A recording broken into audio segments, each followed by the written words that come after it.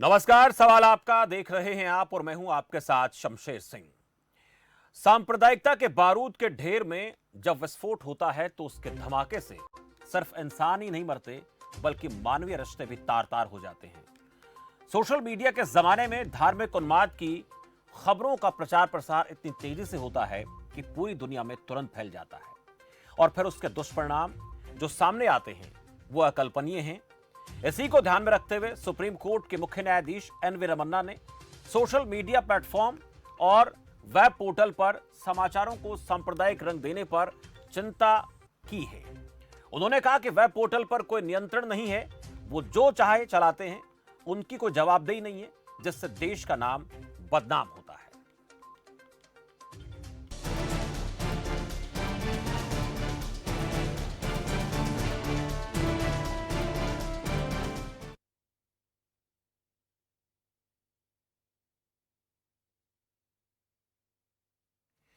तो सांप्रदायिकता के इस बारूद के ढेर में जिस तरह से उन्माद बढ़ता है उससे पूरी दुनिया में नाम खराब होता है।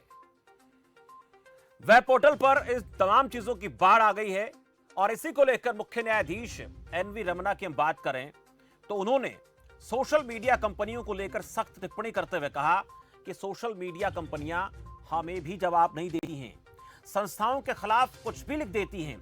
हमारा अनुभव रहा है कि सोशल मीडिया कंपनियां सिर्फ ताकतवर लोगों की आवाज सुनती हैं, संस्थानों, आम नागरिकों और यहां तक कि जजों की भी नहीं सुनती।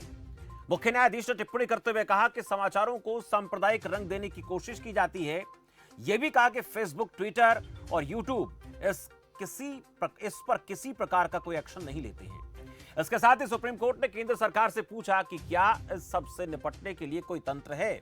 आपके पास इलेक्ट्रॉनिक मीडिया और अखबारों के लिए तो व्यवस्था है, लेकिन वेब पोर्टल के लिए कुछ करना होगा। आपको जानकारी दें कि chief justice NV Ramana, justice Suryakant और जस्टिस एएस बोपन्ना की पीठ फर्जी खबरों के प्रसारण पर रोक लगाने के लिए जमीयत उलेमाए हिंद की याचिका सहित कई याचिकाओं पर सुनवाई कर रही थी, जिसके बाद उनकी तरफ से यह टिप्पणी की गई। वाकई में बड़ा हैरान करता है इस प्रकार का प्रसंग, जब कोई व्यक्ति फर्जी खबर किसी सोशल मीडिया प्लेटफॉर्म पर उसको प्रसारित करता है। उसके बाद आप सब जानते हैं कि सोशल मीडिया प्लेटफॉर्म की जो रीच है वो पूरी दुनिया में है और वहां तक ऐसी खबरें पहुंचती हैं और गलत खबरें पहुंचती हैं, उनसे धार्मिक उन्माद बढ़ता है, सांप्रदायिकता का भाव पैदा होता है और उससे देश की अखंडता, सांप्रदायिक सद्भाव, इस पर ठेस पहुंचती है। इस पर आज हम चर्चा करेंगे, लेकिन उससे पहले कुछ सवाल हैं, वो आपको दिखाते हैं जिन सवालों पर आज हम बात करने वाले हैं। सोशल मीडिया पर सांप्रदायिक खबरों की बाढ़ कितनी घातक हो सकती है? इंटरनेट मीडिया की जवाबदेही को कैसे तय किया जाएगा? सांप्रदायिक खबरों को बढ़ावा देने के लिए हम लोग कितने जिम्मेदार हैं? सांप्रदायिक खबरों से अंतर्राष्ट्रीय संबंधों पर क्या असर पड़ेगा या क्या असर पड़ता है, बड़ा सवाल है। और अगर आपके मन में भी सोशल मीडिया पर जो खबरें प्रसारित होती हैं, झूठी खबरें, और वो भी ऐसी जो किसी समुदाय विशेष को टारगेट करते हुए प्रसारित की जाती हैं और उनसे अपना कोई व्यक्तिगत स्वार्थ साधने की कोई कोशिश करता है, तो वो सब कितना खतरनाक हो सकता है देश की एकता के लिए, अखंडता के लिए। ऐसे सवाल अगर आपके मन में भी चल रहे हैं तो ये मंच आपके लिए है। आपकी स्क्रीन पर नंबर चल रहे हैं, इन पर आप कॉल करके अपनी बात रख सकते हैं और मेरे साथ जो खास मेहमान जुड़ेंगे उनसे भी आप चर्चा कर सकते हैं। लेकिन बड़ा ये दुखद प्रसंग है कि जब सुप्रीम कोर्ट को इस पूरे प्रकरण को लेकर ये कहना पड़ रहा है कि ऐसी खबरों की बाढ़ आ गई है और वो देश की एकता के लिए, अखंडता के लिए, देश की बदनामी के लिए भी कहीं न कहीं घातक हैं। इन तमाम चीजों को लेकर हम बात करेंगे। मेहमानों का पैनल मेरे साथ जुड़ चुका है। मुकेश राजपूत हैं, सामाजिक कार्यकर्ता। मुकेश जी, बहुत बहुत स्वागत है आपका खबर फास्ट पर। और केशव पंडित हैं, साइबर सिक्योरिटी एक्सपर्ट हैं। केशव जी, आपका भी बहुत बहुत स्वागत है इस खास कार्यक्रम में। पहले मुकेश राजपूत से आपसे बात करूंगा मैं कि सुप्रीम कोर्ट के चीफ जस्टिस की तरफ से ये कहना कि ये बदनामी का कारण बन रहे हैं इस प्रकार के प्रसंग, फर्जी खबरें लगातार जो हैं वो सोशल मीडिया प्लेटफॉर्म के ऊपर प्रसारित की जाती हैं, प्रचारित की जाती हैं और उसके साथ साथ ये सारी चीज़ें कंट्रोल में नहीं हैं। ये सब चीज़ें हिंदुस्तान की एकता, अखंडता, भाईचारे, इंसानियत के लिए कितने खतरनाक हैं? जी शमशेर जी, आपने जो बात रखी है बहुत सही रखी है। जी शुक्रिया। भाईचारे के लिए तो बहुत खतरनाक है, लेकिन हमको इस परिप्रेक्ष्य में भी ये देखना होगा कि सोशल मीडिया के साथ साथ जो हमारा डिजिटल मीडिया है या प्रिंट मीडिया है, जी। उसमें भी बातें एक कहीं ना कहीं किसी कंटेंट को ध्यान में रखते हुए हम्म। कुछ ना कुछ आधार पर रखी जाती हैं। हम्म। उसके लिए एक रेगुलेट बॉडी है। हम्म। लेकिन तो सोशल मीडिया है, हम्म। सोशल मीडिया पे इंडिविजुअल आदमी भी अपना एक चैनल चला सकता है, हम्म। उसके अपने व्यूज होते हैं हम्म। और इसके कई प्रकार से खतरनाक हम्म। जो मूवमेंट्स अपने सामने आते हैं, देश के जी। सामने भी आते हैं, विश्व के अंदर भी आते हैं। हम्म। भारत के अंदर अभी किसान आंदोलन चल रहा है हम्म।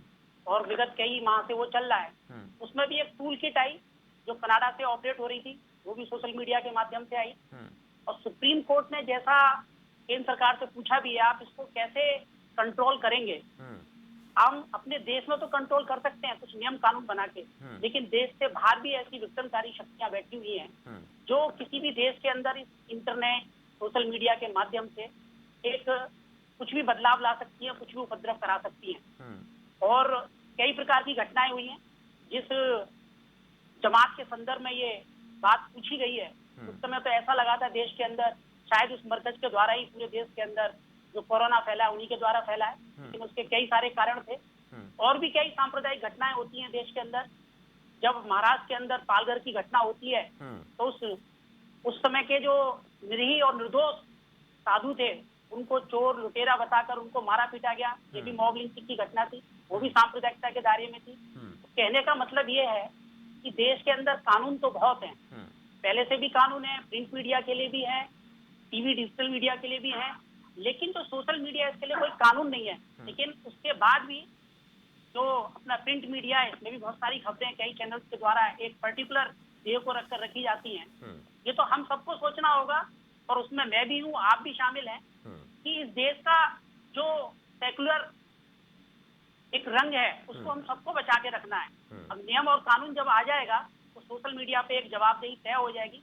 कोई भी व्यक्ति जब उस पर अपनी बात रखेगा तो उसको सोचना पड़ेगा कि अगर मेरे द्वारा गलत कंटेंट किया विदाउट प्रूफ तो मेरी भी जवाबदेही और मेरे ऊपर भी कार्रवाई होगी।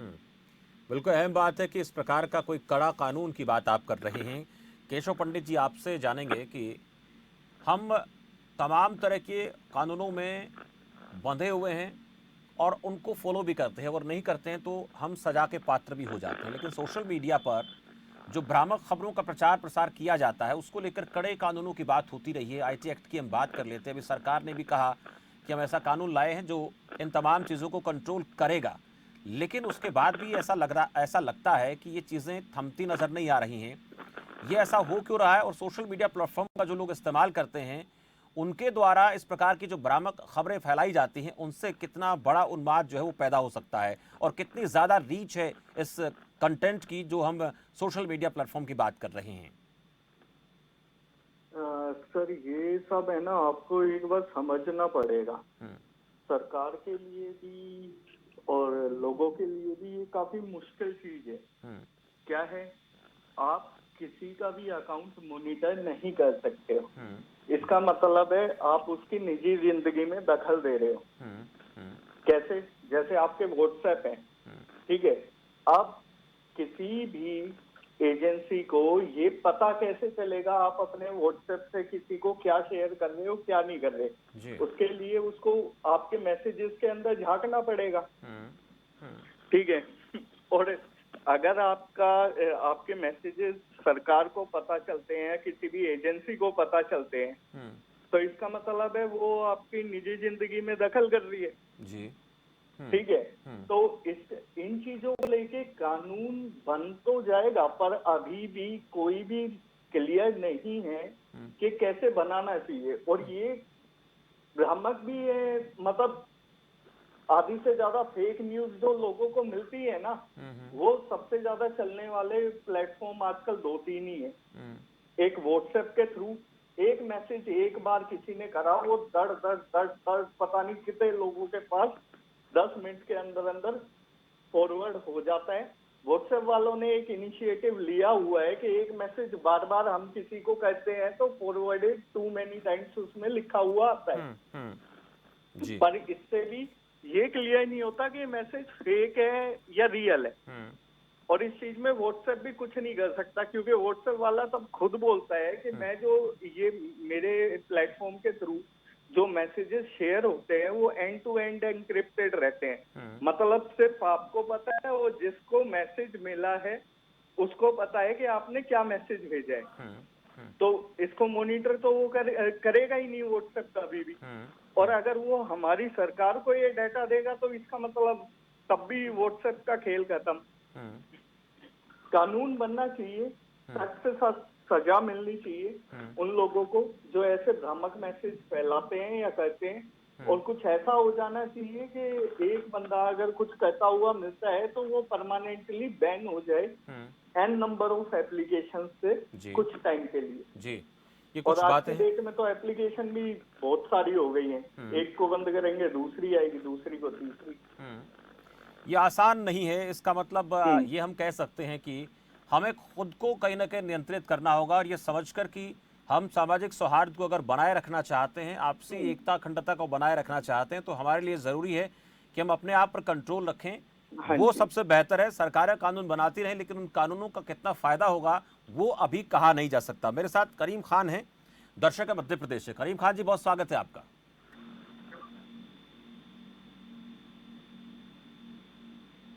हेलो जी करीम खान जी, स्वागत है आपका। हाँ, मैं ये कह रहा था सबसे साथ जी सर।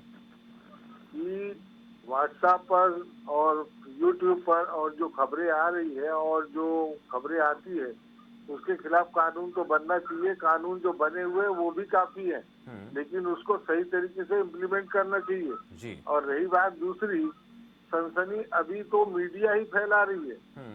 मीडिया किसी भी बात को इतना बढ़ चढ़ के बताती है कि देश का माहौल बिगड़ जाए। मीडिया के ऊपर भी अंकुश लगाने की जरूरत है। अभी कुछ चैनल ऐसे हैं जो किसी बात से मतलब नहीं रखते, कोई भी खबर मिली उसको ऐसी सनसनी बना देते जिसकी हद नहीं। मैं कहता हूँ कानून बनाने की जरूरत नहीं, जो कानून बने हुए हैं वो काफी है, बशर्ते कि उसको सख्ती से लागू किया जाए। जी, बहुत शुक्रिया करीम खान जी बातचीत के लिए। कानून बने हुए हैं, उन्हीं को अगर बेहतर तरीके से लागू किया जाए। और जैसे कि हम केशव पंडित जी से बात कर रहे हैं, मुकेश राजपूत जी की, सरकारें कितने ही बेहतर कानून बना लें, या जो भी बात कर रहे थे हमारे साथ करीम खान जी, जिनका ये कहना था कि कानून जो बने हुए हैं वो बेहतर हैं, उनको सख्ती से लागू किया जाए। लेकिन उसके साथ साथ ये भी ज़रूरी है कि हम खुद के ऊपर कितना नियंत्रण रखते हैं। ये लोगों की एक कहीं ना कहीं मानसिकता हो गई है कि उनको परनिंदा जो करते हैं उसमें रस आता है। ये धारणा रही है शुरू से, लेकिन वो ये नहीं समझते कि मजाक मजाक में उनकी तरफ से या किसी व्यक्तिगत छोटे से लाभ के लिए या अपने एक समुदाय विशेष के लिए, अपनी पार्टी विशेष के लिए, थोड़ा सा समय के लिए फ़ायदा देखने के लिए आप जो कंटेंट जो है वो शेयर कर रहे हैं, वो देश की एकता के लिए, अखंडता के लिए कितना घातक हो सकता है। और हमारे जो दूसरे देशों के साथ रिश्ते हमने बहुत लंबे अरसे के बाद अच्छे बेहतर रिश्ते कायम किए हैं, उन पर असर पड़ सकता है। और वहाँ पर जो हमारे समाज के लोग रहते हैं, हमारे समुदाय के लोग रहते हैं, हमारे देश के लोग रहते हैं, उनके साथ भी उसी प्रकार की परिस्थितियां पैदा हो सकती हैं जो यहाँ हम किसी न किसी तरीके से दिखाने का या दर्शाने का प्रयास करते हैं। मुकेश राजपूत जी। जी, बिल्कुल ठीक कह रहे हैं आप। और जब इस तरीके की कोई घटना होती है, उसके रिवेंज के रूप में कहीं ना कहीं एक्शन का रिएक्शन तो होता ही है। जब कोई घटना भारत के अंदर होती है और लगता है कि किसी एक पंथ के ऊपर या किसी धर्म के ऊपर आघात हुआ है, तो उसके विपरीत में अपने पड़ोस में भी कई सारी घटनाएं ऐसी होती हैं कि वहाँ जो अपने अल्पसंख्यक बंधु हैं उनको झेलना पड़ता है। लेकिन इस सब के बावजूद भी जो पड़ोसी या किसी विदेश की आपने बात की, वहाँ कानून है, लेकिन कानून का इम्प्लीमेंटेशन कितना है ये भी देखने वाली बात है। भारत के अंदर अगर कोई बात होती है, हर प्रदेश के अंदर या देश के अंदर कोई भी बात होती है, तुरंत एक्शन लिया जाता है।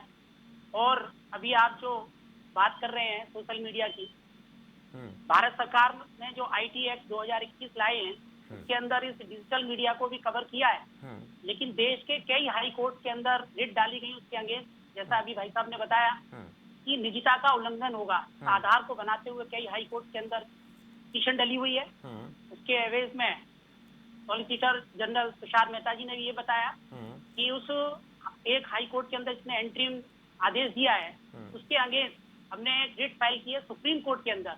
इन सारे केसेस को वहां ले जाएंगे, तो सुप्रीम कोर्ट ने जो आज क्वेश्चन पुटअप किया है उनका निपटारा कर सके और जो डिजिटल मीडिया के कानून के दायरे में रखने के लिए जो आईटी एक्ट 2021 आया उनका अनुपालन हो सके और ऐसी घटनाओं को रोका जा सके। क्योंकि भारत एक अखंड देश है जिसके अंदर बहुत सारे धर्म के अनुयायी रहते हैं और अपनी अपनी धर्म की मान्यताओं के अनुसार वो अपना शीश वंदना करते हैं, तो इन सारी चीजों पर रोक लगेगा तो सामाजिक और सांप्रदायिक सौहार्द बना रहेगा, जो हमारे देश के लिए बहुत अच्छा रहेगा।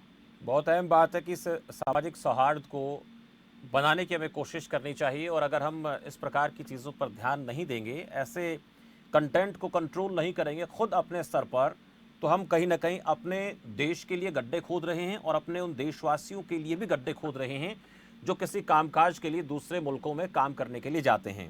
केशव पंडित जी, आपसे जानूं कि इन चीज़ों को, देखिए कानून तो होगा, उसमें कोई संदेह नहीं है, पहले भी कानून बनते रहे हैं, लेकिन खुद के नियंत्रण से बहुत कुछ ठीक किया जा सकता है। लेकिन उसके अलावा अगर हम इन सोशल मीडिया प्लेटफॉर्म की बात करें, वो अगर इस पर कंट्रोल करें, जैसे आपने कहा कि उनको, उनके अकाउंट को जो है या तो बैन कर दिया जाना चाहिए कुछ समय के लिए, या लंबे समय के लिए, या परमानेंट बैन कर दिया जाना चाहिए। कंटेंट को क्या आधार माना जाना चाहिए, उसके अंदर किस प्रकार का कंटेंट परोसा जा रहा है, व्हाट्सएप पे, फेसबुक पे, ट्विटर पे, उसकी जो क्वालिटी है वो कितनी सांप्रदायिक है, कितना ज़्यादा खतरा पैदा कर सकती है, ऐसे लोगों के लिए क्या कोई ऐसे अंतर्राष्ट्रीय कानून की भी ज़रूरत है? सर, पहला आपने ये जो चीज बोली ना कि हमको अपने आप ही कंट्रोल करना चाहिए, ये सबसे बेस्ट है। क्योंकि इसमें क्या है, हम लोग क्या कहते हैं ना, कुछ भी आया बिना सोचे समझे देखा कि हाँ ये हो गया, उसकी जांच पड़ताल करे बिना ही 10 लोगों को और बता देते हैं, वो आगे और बताते रहते हैं। और रही बात ये जो कंटेंट को ब्लॉक करने का और इन सब का सीन है, ये ऐसे है, अब मान लो व्हाट्सएप है, ठीक है, व्हाट्सएप पे मैं किसी को कुछ भड़काऊ मैसेज कर रहा हूँ, ठीक है, तो अब व्हाट्सएप वाले क्या बोलते हैं, ये कंपनी ये बोलती है कि हमको भी नहीं पता होता कि एक बंदा दूसरे बंदे को क्या मैसेज कर रहा है, ये end to end encrypted messages रहते, ठीक है। तो उस टाइम पे व्हाट्सएप के पास कोई सॉल्यूशन नहीं है कि वो कंटेंट मॉनिटर कर सके और मॉनिटर करके उसको ब्लॉक कर सके। पर हो क्या सकता है, हो ये सकता है जितनी भी हमारी मीडिया फाइल्स होती हैं, लाइक जो इमेजेस हम भेजते हैं, ऑडियोज हम भेजते हैं और ये वीडियोस हम भेजते हैं, इन सब के ना एक मैपिंग होती है और हम पता चला सकते हैं कि एक इमेज जो अभी अपलोड हुई है उसका ओरिजिनल सोर्स क्या है और वो इमेज कितने लोगों को फॉरवर्ड हुई है, कितने लोगों के पास गई है।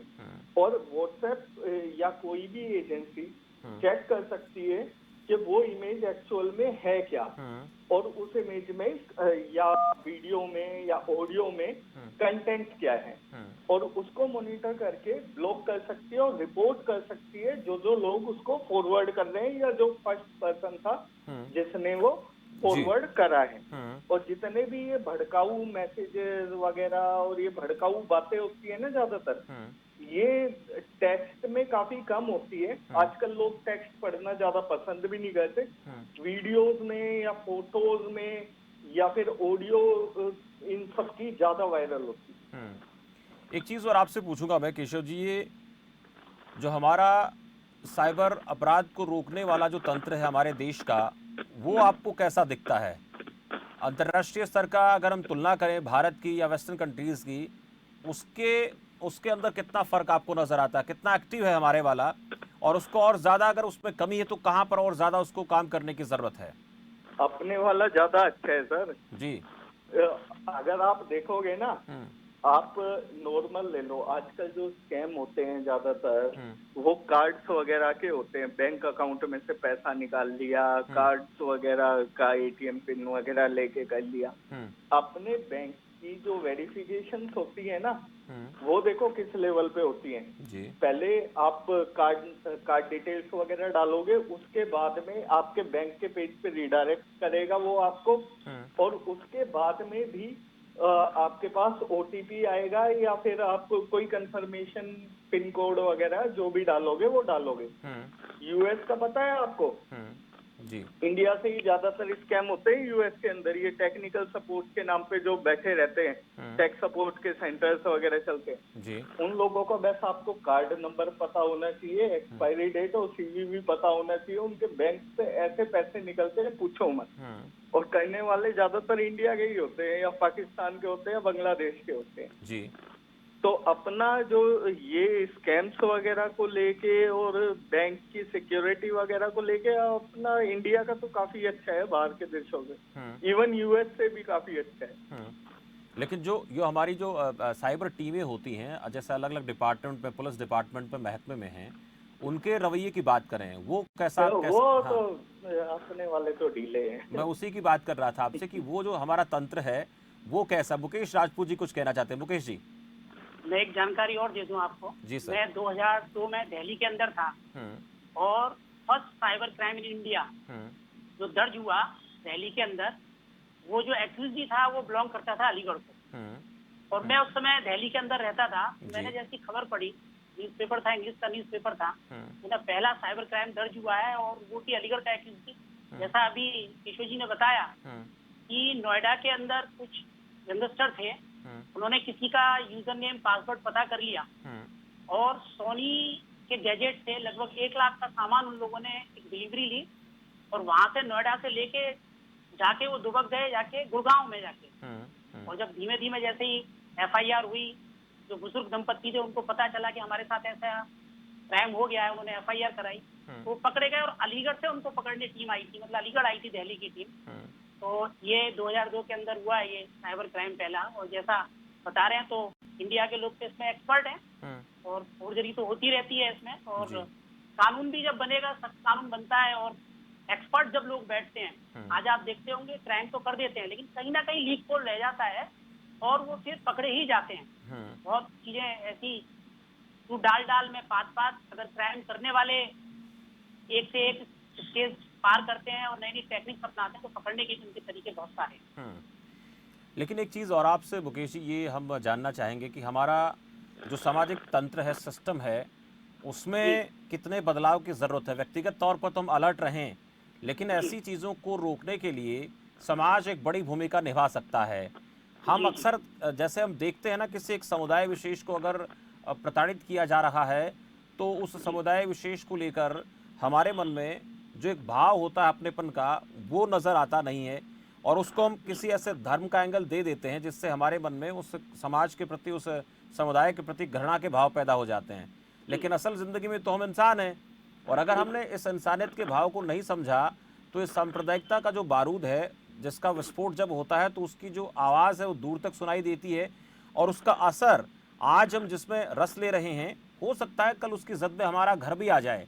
हम अपने पॉलिटिकल स्वार्थ के लिए, पॉलिटिकल बेनिफिट के लिए या अपने दल के फ़ायदे के लिए ऐसी चीज़ें परोस तो देते हैं, लेकिन अगर अंदर झांक कर देखेंगे तो पाएंगे कि एक ना एक दिन हमारा घर भी इस आग में झुलसेगा। जी जी, देखिए सर, ऐसा है, हम सुधरेंगे तो जग सुधरेगा। क्योंकि सांप्रदायिकता का तो जो विषय है, आज आप इंटरनेशनली देख लीजिए, अफगानिस्तान का विषय देख लीजिए, और आज छोटा बच्चा भी जब मोबाइल पे पढ़ाई कर रहा है, टीवी को भी बड़े ध्यान से देखता है। अफगान जैसे विषय और भी जगह आते हैं, IS इस टाइप के बहुत सारे नाम आते हैं जो भारत ही नहीं अपितु पूरे विश्व के अंदर आतंक मचाए हुए हैं। तो हम किसी धर्म विशेष से जोड़े या किसी बात को करें, एक जनमानस ये बन चुका है। मैं अपितु खाली भारत की ही बात नहीं कर रहा, आप इंटरनेशनल लेवल पे जाएंगे तो वहां भी ये स्थिति है। चाहे श्रीलंका के अंदर विस्फोट हुए हो, अफगान के अंदर ये घटनाएं हो रही हो, अफगान के अंदर तो आज स्थिति ये हो रही है कि एक वर्ग के लोग अपने ही वर्ग के लोगों को मार रहे हैं और उसी वर्ग के देश उनको शरण भी नहीं दे रहे हैं। तो ये तो सोचने का विषय है। लेकिन हम तो सिर्फ इतनी सी बात कहेंगे कि हमें अपनी लाइन बड़ी करनी है, अपने परिवार को देखना है, अपने स्वयं को देखना है। हमारे धार्मिक मान्यताएं क्या है, मूल्यता क्या है, उनकी ओर जाना है। और कोई भी धर्म ये नहीं कहता है कि आप किसी को मारो, किसी से छीनो। और विशेषकर हम अपने सनातन हिंदू धर्म की बात करें तो हमें गर्व है उस पर, और ना कभी तलवार के बल पर हम कभी आगे बढ़े हैं, ना किसी को मारने की कही है। बस बिल्कुल शांति मिलती है वो अपने आप आते हैं। वो कहते मनोज कुमार जी के फिल्म का गीत है कि जीते होंगे दुनिया ने देशों को जीता होगा, लेकिन हमने तो दिलों को जीता है। और हमारी जो परंपरा रही है उस परंपरा के चलते हम दिलों को जीतते हैं। तो जैसे आपने कहा कि हमारी जो लकीर है उसको हम और बड़ा कर सकते हैं, ये बड़ी अहम बात आपने कही है। बहुत शुक्रिया मुकेश जी आपका। केशव जी आपका भी बहुत बहुत आभार, इस चर्चा में आप मेरे साथ जुड़े। ये बड़ी बात है कि दुनिया में हमारे देश की, हमारे समाज की, हमारी भावनाओं की, हमारी परंपराओं की जितनी इज्जत है उतनी इज्जत शायद दुनिया के किसी देश की होगी।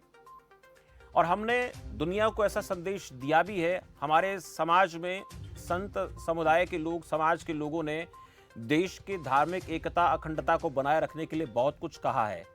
और जब हमारे देश में बाहरी आक्रमणकारियों का आतंक इतना ज़्यादा फैल गया था और धार्मिक वैमनस्य का भाव जब पैदा हुआ था, तो कबीरदास जी, नानक, दादू दयाल ऐसे संत पैदा हुए और उन्होंने समाज को जोड़ने के लिए बहुत कुछ कहा, बहुत कुछ लिखा।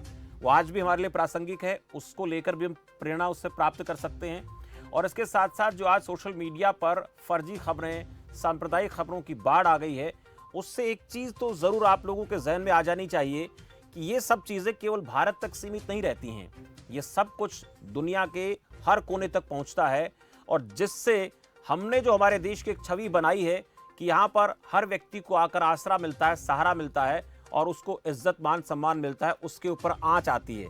अगर आप सच में सच्चे देशभक्त हैं, अपने देश से प्यार करते हैं, प्रेम करते हैं, तो ऐसी सांप्रदायिक खबरों को ना फैलाएं, ना प्रसारित करें, जो झूठी होने के साथ साथ समाज में हमारी एकता, अखंडता के लिए घातक होती हैं।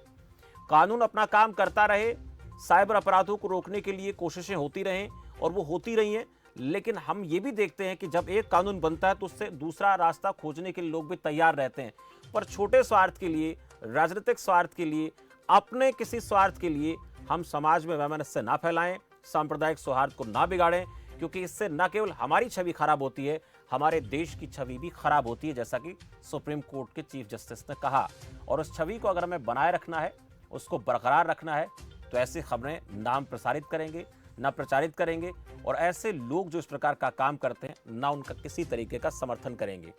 हम अगर फायदा चाहते हैं अपनी पार्टी का, अपने समुदाय का, अपने दल का, अपने धर्म का, तो हम ऐसा काम करें कि सामने वाला आपके आगे नमस्कार करते हुए सलाम की मुद्रा में झुककर खड़ा हो, तो ही इस देश की गरिमा, एकता, अखंडता को दुनिया में एक अलग पहचान मिल सकती है, जो हमने अब तक बना के रखी है। और इस अक्षुण्ण पहचान को बनाए रखने के लिए आपका सहयोग बेहद जरूरी है। फिलहाल इस चर्चा मेरे साथ इतना ही। अब देखते रहिए खबर फास्ट। नमस्कार।